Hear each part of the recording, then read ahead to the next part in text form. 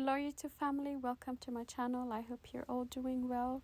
Today I'm going to share with you how I made this injera. It's 100% teff injera overnight. I have all the measurements in the description below, even the temperature of the water that I used, because I really want everybody to learn how to make injera. This recipe is definitely designed for someone that has never made injera, so I really hope you will give it a try and let me know the result. So over here I have 6 cups of teff flour, about 2 cups of starter that I'm just draining off and measuring so you can see the exact amount. Then I'm going to go ahead and transfer that to a bucket. Then we'll go ahead and sift our flour. You can do this whole process in the blender. That's actually what I usually use. And I just add a tablespoon of fenugreek powder. That's totally optional, but it does give your injera a very nice texture and it's healthy too, right? And then so we'll go ahead and mix the flour with the starter and water. Like I said, I have everything in the description below, the measurements. I didn't realize doing it in a bucket is kind of hard to knead the dough. And I ended up having lumps in my butter.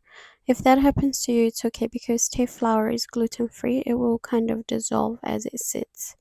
So I'm just continuing to add more water, and once I reach the desired consistency, we'll cover it and put it in the fridge. Overall, I used 3 liters and about 300 mils of water. The thing I love about teff is like you can add a lot of water to it and it would just thicken. The longer it sits, the thicker it gets.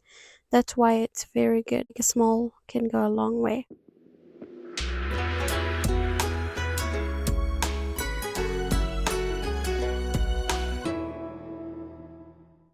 The next day it looks something like this. You can't really see it, it's kind of foamy on the camera, but there's like liquid on top. I'm just pouring it off so you can see it, but I'll put it all back because the butter will be thick. And so I'm just like showing you how thick it is, and I poured all of it back. Yeah, it was actually perfect amount. I didn't need to add or pour anything off. Even if it's like thick and you realize your batter is thick, don't add water because it won't look good. I tried it and my injera did not look good like after I added water. So just whatever you have, just bake that. And then next time as you do, like you would just continue to improve it. First injera is usually not that pretty, but it's actually not too bad. Yeah, I'm really happy with this injera. It actually turned out really good, as I expected. If you're using this grill, I heat it up to like the max because the batter is straight out of fridge, so it needs more heat. So if you're using frying pan or something, you might want to have it on medium high because it will require more heat to cook. So we'll continue to bake our injera.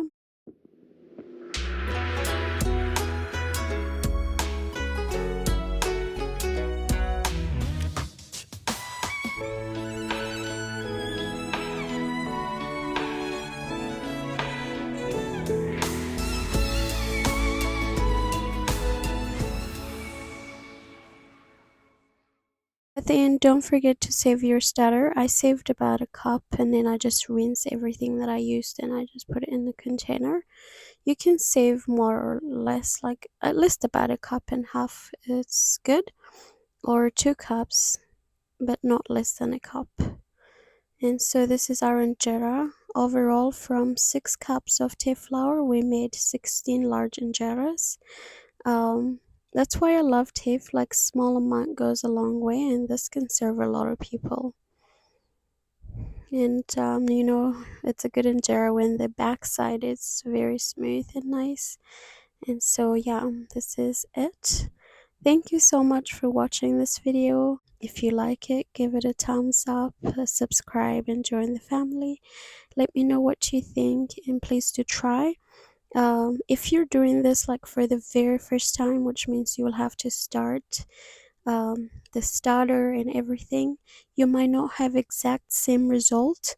In that case, I have a starter recipe on my channel. So what you do, get your starter ready and then add like maybe a cup or two of teff flour and add it to your starter and just leave it outside. And then after that, you could try this recipe. It's really a trial and error making like 100% teff injera outside of Ethiopia. It's kind of hard. I think it's like most of our teff comes from different countries. If you live in the US, you're lucky because you have US growers. But if you're living in other part of the world, it's kind of hard to get teff from Ethiopia. And so, yeah, thank you for listening to all my talks. Please do let me know how you get to it, and I hope to see you in the next one.